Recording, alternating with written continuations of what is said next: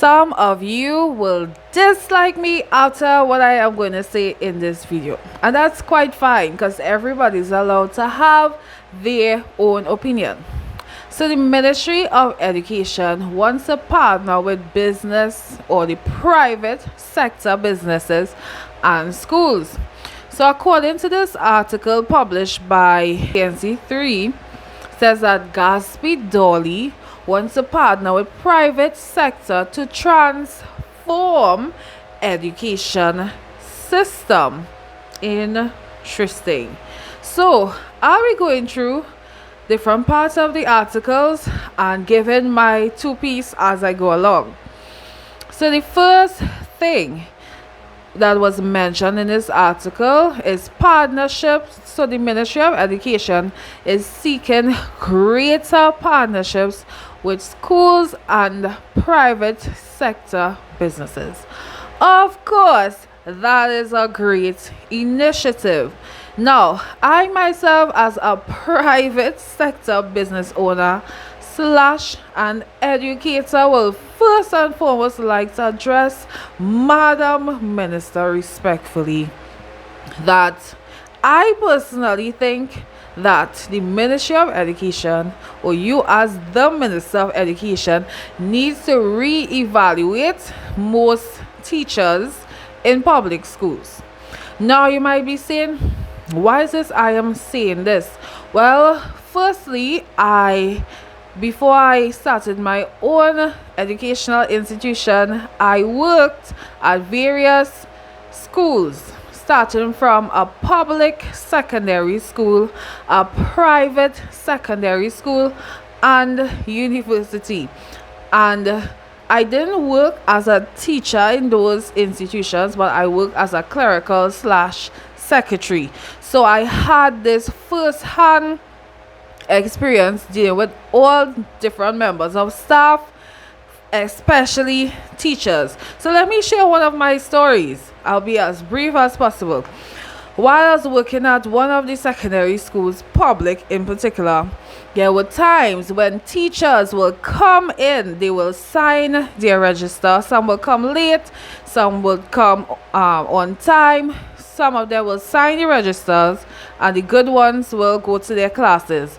There were a few that I've seen done this throughout my tenure as I worked in the public education system, right? That they would come in, they would sign, and they would leave. And students in the public schools had to suffer as a result without having a teacher. And these teachers were coming in to sign, and they were not in classes, or come in morning time, sign, leave, come in after lunch to sign for the evening period, leave.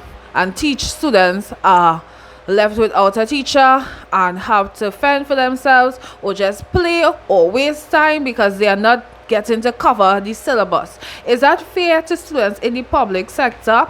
Now, apart from that issue and other issues I don't even have the time to disclose or share this moment, there's so much inefficiency and carelessness in the Ministry of Education.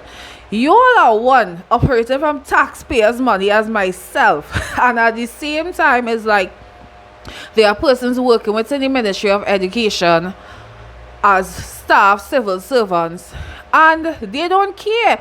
There are times I would contact the ministry and get wrong information, or sometimes I don't get a response, and I have to waste time and money, go up in the ministry just to ask one thing, and then you still not sure if they're telling you the correct thing. It's ridiculous. So me personally, as a private business owner and educator, I have little to no intentions to partner with the Ministry of Education. Yes, I am still a small business for now, and it's not going to be small forever, but I'm just saying, unless you all sort out all them inefficiencies, because I don't work with inefficiency. You have to be on top of your game if you want to work with me. So I am not saying I'm the most efficient person, but I try to do my best and be on top of things. That's why my academy is called Be On Top, right? So that is me. I'm talking for myself. Now, the unprofessionalism, the selfishness, not even when I was in university a couple of years ago, I had to deal with unprofessionalism and carelessness from the Ministry of Education. Give you all this story. Let me give you all this story. I had to send in some documentation because I was getting funded by Gate. Thanks to Gate, I also had a student loan at the time, and I went up in the Ministry of Education to drop out a thick file of documents that I had to print and all these things. I dropped it there. Someone took my documentation. I find nobody not contacting me. In fact, they tell me to go to the wrong Ministry of Education. They tell me to go to the ministry in Port of Spain when I supposed to, in fact, go to the ministry in St. Augustine. So that's the type of people that's be giving you wrong information. It's ridiculous, and they don't care because they get in pay regardless, right? And after possibly a few months, I went back into the ministry because, of course, calling them wasn't making any sense. So I went back into the ministry, and guess what happened? I asked about my documents. It was like, we don't know about the documents, and if we had to search, it have so much flaws and so much workers. So they didn't even show any interest in making an attempt to search for my documents. So technically, I waste time and money to send in documents to get my business sorted out with Gate in connection to the loan and all of that. And then was told that I came to the wrong Ministry of Education, which I was told to come there, and I was supposed to go St. Augustine. So it's a lot of inefficiency. I would not want to partner with something like that unless I see that you have fixed the system, because I don't want to be having to deal with this thing. I don't beg people for stuff. So you all have to make sure and fix your system. Right, and I'm certain there may be other business owners in the private sector who may not want to partner with that kind of inefficiency, carelessness, and unprofessionalism. So I am going to make a very bold request, right? Again, as a private business owner and an educator, I want to know, because the article is saying that the minister wants to partner with private businesses and schools. So I want to know where all the billions that does be allocated every single year to the Ministry of Education. The Ministry of Education is usually in the top 3 sectors that get the most amounts of money every year for budget. Where all that money going? Right now, I could do with a fraction of that. Not for me, but for the venture and the projects that I am working on to assist students. So for those who know or don't know me, one, of course, I aid and assist secondary school students, especially those in Form 4, Form 5 repeaters, young adults, first-time adults, different types of adults, to get their CSEC passes. In addition to that, I have a passion for business. So I also want to help, and I have been working on helping young business owners or students who intend to become business owners get into business by the time they finish high school. Why is that? A lot of young people, or at least 93% of the school population, when they finish or they graduate from O-levels, CSEC, Form 5, they don't go on to pursue any higher education. Therefore, they go out into the world of work, and guess what happened? Right? Some of them don't get through jobs. I'll get to that just now. But what I'm saying is, I could do with some grants or some investments or whatever I want to call it, or some kind of subsidy to help me, because of course I'm using my resources and my resources are limited. I could only reach so much people. Right? I could do with some of those grants or part of that money that's been allocated to the Ministry of Education to help business students learn some skills that I learned not in school, because it's not in the CSEC syllabus.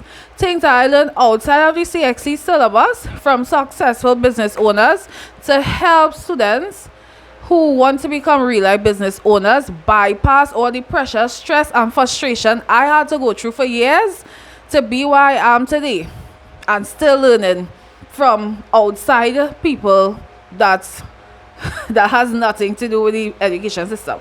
So that's a whole issue by itself.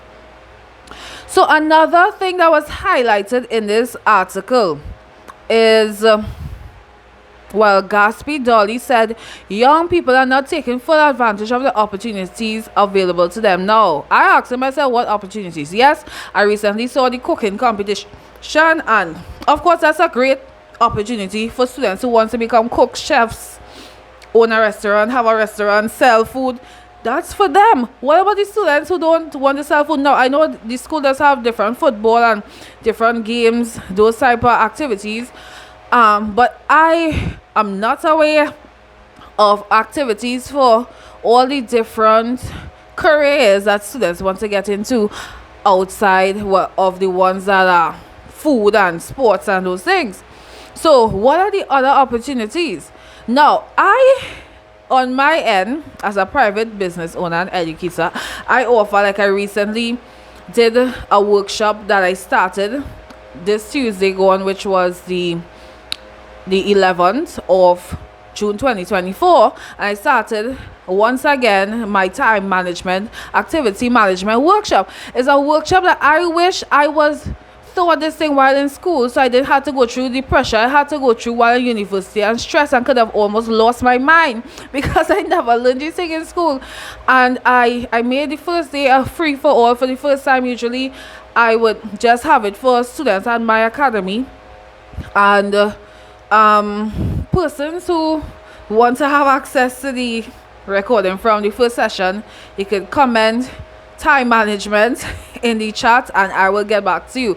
But remember, this is going to be available for limited time for the next 7 days, so you have to be really quick, because I'm not going to leave these things free and out there forever. So you want to be quick with that. But what I'm saying is, I try to teach and impart skills that I now know that has been useful to me in my higher education journey that a lot of students struggle with. So now, if the government, through the Ministry of Education, the Minister of Education, wants to provide more opportunities by partnering with businesses and schools, if students don't have time management skills, how are they going to be able to do more things? If they're not studying the work, how are they going to be able to do more things? They have to be able to find some level of balance. And that's what the time management workshop that I started Tuesday, and there are 2 more sessions that will continue into this weekend, to help them, get the most out of their studies while doing other extracurricular activities, hobbies,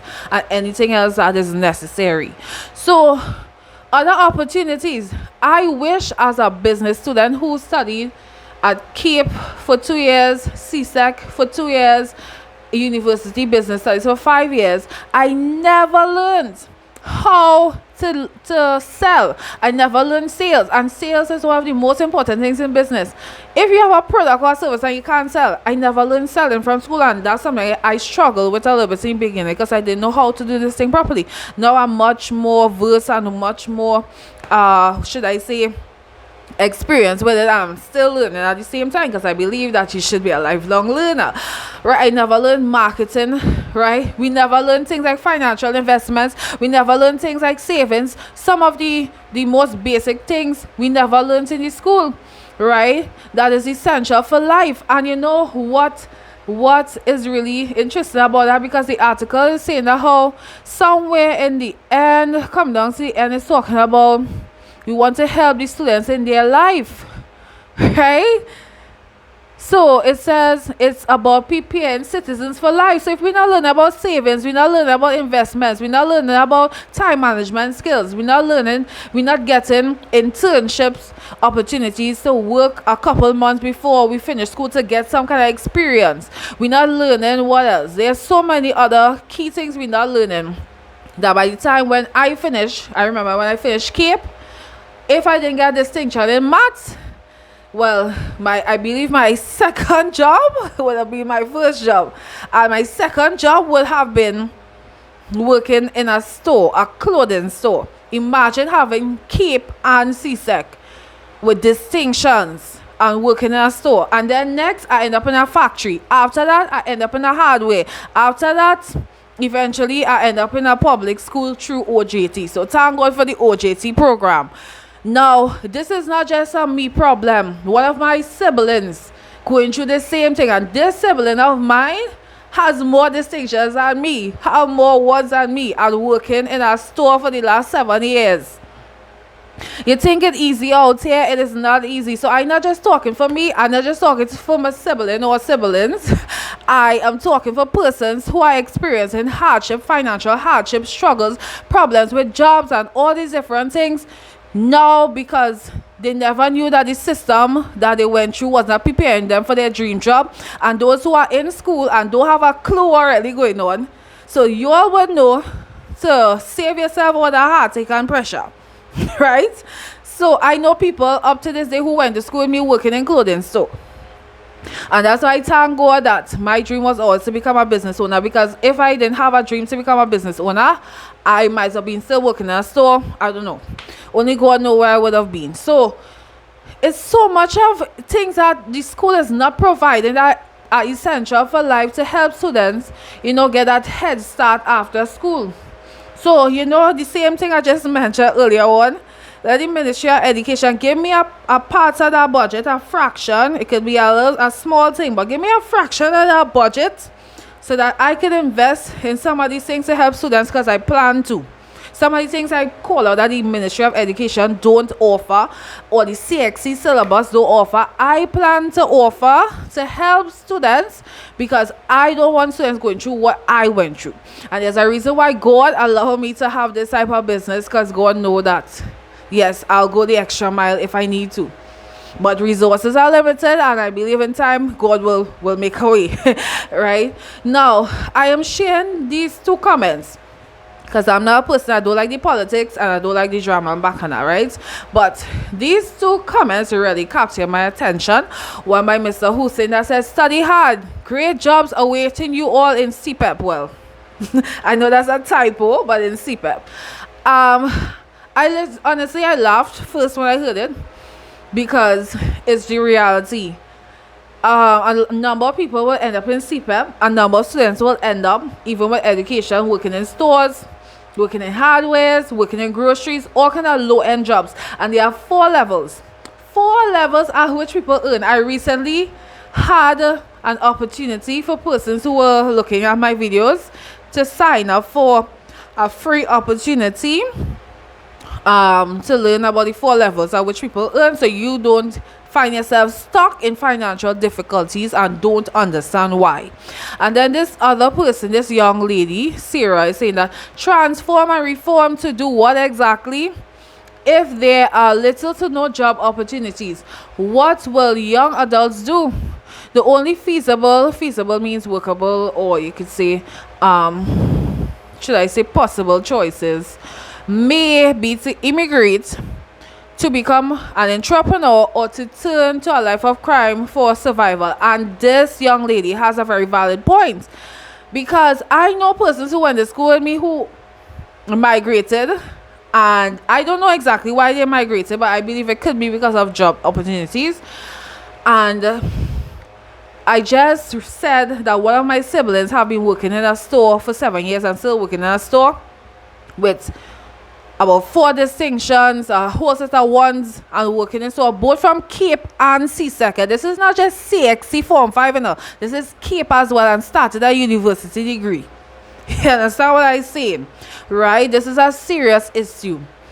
And then we have, well, this sibling of mine recently became an entrepreneur. I have been telling this sibling, you need to become an entrepreneur. That's the only way you can make how much money you want to make, right? That's the only way you can get that financial freedom, because when you're working for people, you usually end up at the lowest level. And even if you choose to go up to level 2, which is like managerial and stuff, those things take time. You don't get that right off the bat. That's not an entry level job. So a lot of people will have to get into entrepreneurship, and this sibling of mine got into entrepreneurship by force because of the situation that they were facing. So that's why I need resources to help more students learn skills, important business skills, so that they could use their sciences or their business or their business studies or their product services and be able to earn and don't have to live on minimum wage for some people for the rest of their life, right? So it's a really, really sad situation that's going on in the country for years upon years upon years. Now, another part of the article is saying that about going astray. So it says there, the question is, what do we do about it as a country? Because if we allow, who is we, allow our young people to go astray, that's the Minister of Education saying these things, then we are affecting the future of Trinidad and Tobago, and education is the biggest opportunity. Okay, who allowing students to go astray? Not me. I know how I grew up. I was not always a saint, but based on the fact that I grew up and the Bible says grow up a child in the way that they should go, so when they get old they don't depart. Even though I've done some foolish things in my younger years, I never strayed. So I don't know what he was just trying to say there. So who to blame? First and foremost, parents have to know how to train up their children. Apart from training up their children and paying attention to their school work, if they participating in school activities, if they're doing their work, if they're attending class, or if they're just going to school and breaking class, parents have to pay attention to those things. The next set of persons who are to be held responsible, in my opinion, is that the school or the Minister of Education needs to reevaluate CSEC, because a lot of us going to school, we learn a whole set of subjects. I don't want to say 90, but the majority of these subjects have absolutely nothing to do with our future career, and it's a waste of time. It is a waste of time. They need to reevaluate these subjects and offer skills that are essential and important for the students' success based on their dreams and aspirations or their career. Because the system, as I've said in previous sessions, I had like my academic success challenge, my financial freedom challenge. I always mention that the original beginning of the system was under a man called John D. Rockefeller, and they invented the educational system to teach poor people who were not educated before that how to be disciplined, follow instructions, learn them a little bit of information so that they can work for others, to become factory workers. And that is why the education system is still in connection to that. Do you think CSEC cares about you? CSEC don't care about you. If you fail your subjects, right, and you have to write over, they used to give you, I think within the last 10 years, about 2 free chances. Now they give you 1 free chance. Just now they might take off all free chances if you have to rewrite. They just care about making money. So you all have to understand that it's about time somebody say something or somebody do something, because it's ridiculous, right? This CSEC needs to re-evaluate their syllabus, because it's not making sense for a lot of people like myself and others who have our education, who studying hard. And when I was much younger, when I finished Cape, at least end up in low-end jobs working for minimum wage. Right? And then some people, even when they go to university, they end up working for low-end jobs, and then they want to go into other people's business, and we call them big price or big salary, and you can't get them thing at the upfront, because you have no experience for the most part. Some of them, or what they're teaching in the syllabus is a waste for the most part. They're teaching a whole set of theory and you're not getting to practice nothing. Like as a business owner, if you're teaching business, you should be able to do practical stuff, right? And real life things that could help you practice for when you're actually in business. Not just read a whole set of textbook and remembering stuff and just getting a test. Our brains were not originally created to remember stuff, right?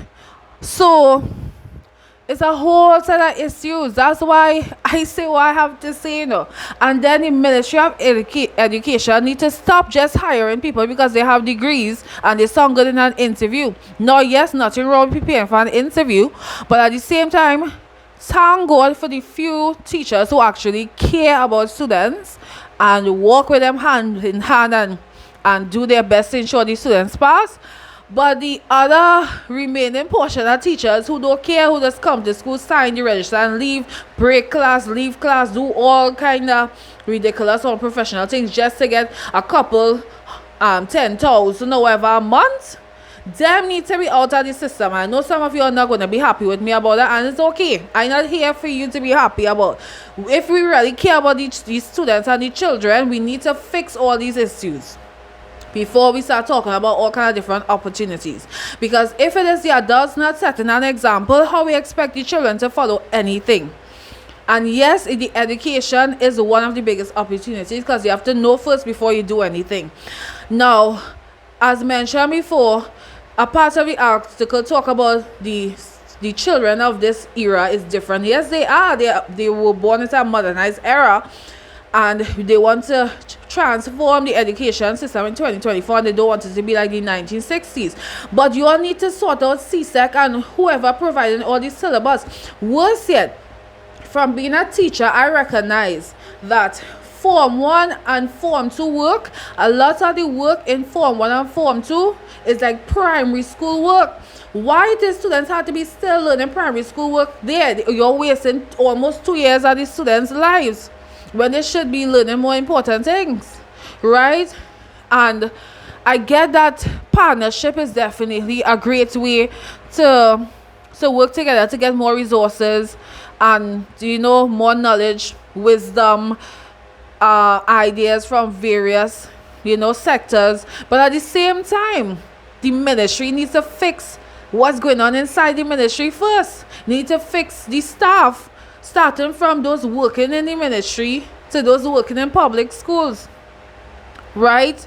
So I saw a part of the article talk about deal with the problem. I still try to figure out what problem exactly. Is it the lack of opportunity problem, or the fact that students not taking up opportunities? Me personally, for me to take an opportunity, I need to know what is the why behind that opportunity. Like, why it is I need to take this opportunity.